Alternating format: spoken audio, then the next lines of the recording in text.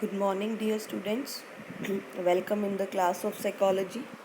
Let's start another topic of chapter 2. So, open your book, page number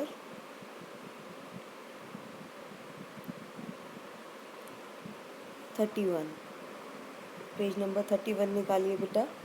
हम कर रहे थे अप्रोचेस. पहले हमने करी थी टाइप अप्रोच. आज हम करेंगे trait approach to personality. So listen carefully. These theories are mainly concerned with the description of characterization, those components of personality, the discover, the building block personality. Human beings display the various range of variations of psychological attributes. Yet it is possible to club them into smaller number of personality traits. Trait approach is very similar to our common experience in everyday life. For example, when we come to know that a person is sociable, we assume that he will not only be cooperative, friendly, and helping, but also engage in behaviors that involve other social components. Thus, trait approach attempts to identify primary characteristics of people. A trait is considered as a relatively enduring attribute or quality on which one individual differ from another. They include a range of possible behaviors that are activated according to the demands of situation. सो बेटा, type approach क्या होती है personality की? Type approach होती है personality की जो कि किसी भी पर्सन को एक दूसरे से अलग बनाती है. अब मैं आपको ये कहूँ कि tell me your personality trait. आप कहोगे कि I am a kind, I am emotional, है ना, और I have a very good interpersonal communication skills. So ये आपकी पर्सनल ट्रेट्स हैं, पर्सनालिटी की ट्रेट्स हैं. But situation to situation vary करती हैं. ये किस सिचुएशन में कैसे रिएक्शन होता है, किस सिचुएशन में कैसे रिएक्शन होता है. और ऑन द अदर हैंड दूसरा बच्चा अपने बारे में ऐसे बता रहा है, I am very aggressive, I am arrogant, like that. तो ये उसकी पर्सनालिटी की ट्रेट्स हैं, है ना. तो जो हमारी पर्सनालिटी ट्रेट्स हैं, जो हमारा बिहेवियर है, वो हमें एक दूसरे से अलग बनाता है. यही इंडिविजुअल के वेरिएशंस होते हैं पर्सनालिटी के. So, individual leading to individual differences in personality. A number of psychologists have used trait to formulate their theories of personality. We will discuss some important theories. So, जैसे कि अभी हमने बात करी ट्रेट थ्योरी की, अब कुछ साइकोलॉजिस्ट थे ऐसे जिन्होंने ट्रेट थ्योरीज के ऊपर कुछ थ्योरीज दी. तो जैसे कि ऑलपोर्ट ने दी, कैटेल ने दी. सो ऑलपोर्ट ने क्या कहा? Allport trait theory. Allport said, इनका नेम है Gordon Allport, is considered the pioneer of trait approach. He proposed that individuals possess a number of traits which are dynamic in nature. They determine behavior in such a manner that an individual approaches different situations with similar plans. The trait integrates stimuli and responses which otherwise look dissimilar. Allport argued that the word people use to describe themselves and others provide a basis of understanding human personality. He analyzed the words of English language to look for traits which describe a person. Allport based on this categorized traits into cardinal, central and secondary traits. So Allport ने कहा जो person की personal traits होती हैं वो उसे एक दूसरे से अलग बनाती हैं. तो उन्होंने इनको 3 ट्रेट्स में कैटेगराइज करा. उन्होंने कहा कि कोई भी ह्यूमन बीइंग की इन 3 ट्रेट्स में से एक ट्रेट हो सकती है. फर्स्ट उन्होंने कहा कार्डिनल ट्रेट, सेकंड कहा सेंट्रल ट्रेट, थर्ड कहा secondary trait. First is cardinal trait. Cardinal trait क्या है? Cardinal trait are highly generalised dispositions. They indicate the goal around which a person's entire life seems to revolve.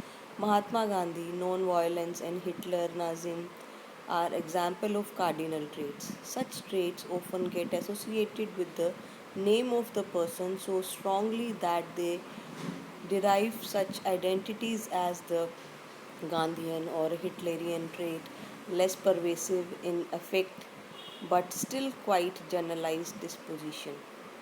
Means कहते कि कार्डिनियल trait कहते highly generalise disposition कहते कि some time जैसे हम गांधी जी का नेम ले लेते हैं नॉन वायलेंस के लिए वो बहुत ज़्यादा फेमस थे। हिटलर का नेम लेते हैं तो हिटलर किसके लिए वायलेंट बिहेवियर था उनका, बहुत ज़्यादा स्ट्रिक्ट थे वो अपने रूल रेगुलेशंस को लेके। तो these traits are the cardinal traits जिससे वो पर्सन बहुत फेमस हो जाता है। ठीक है, next is central traits. Central traits these traits are like कि कोई पर्सन वार्म है, सिंसियर है, डेलीगेंट है, are often use in writing a testimonial और job recommendation for a person. The least generalised characters of a person is called secondary traits. Traits such like mangoes or prefer ethnic clothes. So clear कि central traits हमारी कौन सी हैं? Central traits हमारी primary traits होती हैं like कि warm है, sincere है, डेलीगेंट हैं। और सेकेंडरी ट्रेट्स हमारी होती हैं कि कोई यूँ कहे कि जैसे लाइक कि इसको ट्रेडिशनल पसंद है, एथनिक क्लोथ्स पसंद है, लाइक्स डिसलाइक्स आ जाती हैं इसमें, लाइक मैंगोज पसंद है, वेजिटेबल्स में बिटर गॉड जैसे हम कहें कि पसंद नहीं है। So while Allport acknowledged the influence of situation on behaviour, he held that the way a person react to given situation depend on his traits. कहते कि कोई भी पर्सन किस सिचुएशन में किस अकॉर्डिंग रिएक्ट करता है तो वो उसकी ट्रेट्स ही शो होती हैं वहाँ पे। Although people sharing the same traits might express them in different ways, Allport consider trait more like interviewing variables that occur between the stimulus situation and response of the person. This meant that any variation in traits would elect a different response to the same situation. So ये ऑलपॉट ने दी थी traits. ऑलपॉट ने कौन कौन सी trait दी? Central trait दी, cardinal trait दी एंड सेकेंडरी ट्रेट दी। अब हम पढ़ रहे हैं कटेल की। कटेल ने पर्सनालिटी फैक्टर्स के बारे में बताया। रेमंड कटेल इनका नेम है, Raymond Cattell. They believe that there is a common structure on which the human from each other. So the primary trait from a descriptive adjectives from a language, he applied a statistical technique called factor analysis to discover the common structure. He found 16 primary and source traits. So इन्होंने 16 primary और source traits के बारे में बताया। तो इन्होंने कहा कि जो पर्सन की सोर्स ट्रेट्स होती हैं these are the building blocks of the personality, and जो सरफेस ट्रेट होती हैं that result out of the interaction of source traits. Means Cattell describe the source trait in terms of opposing tendencies. He develop a test call 16 personality factor. आप लोगों ने +1 में मैंने 16 personality factor test नहीं कराया। अभी +2 में आप ये टेस्ट करोगे जिसका नेम है 16 पर्सनैलिटी फैक्टर्स। इसमें 16 पर्सनैलिटी के फैक्टर्स को एक्सप्रेस किया गया। सो कटेल ने फोकस करा सोर्स ट्रेट पे और सरफेस ट्रेट पे। उन्होंने कहा कि जो सोर्स ट्रेट्स होती हैं these are the building blocks, और जो सरफेस ट्रेट होती हैं वो क्या होती हैं? It is that result out of interaction of source traits. So इसके बाद आइजेंक की थ्योरी आई। आइजेंक की थ्योरी क्या थी? आइजेंक ने फोकस करा, H.J. आइजेंक इनका नेम है। He proposed that personality could be reduced into two broad dimensions. These are biologically and genetically based. Each dimension subuses a number of specific traits. These are neuroticism versus emotionally stable and extroversion versus introversion.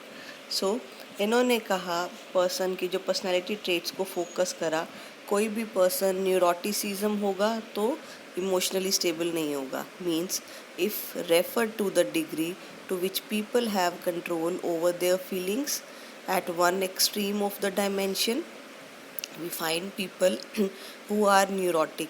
They are anxious, moody, touchy, restless, and quickly lose control.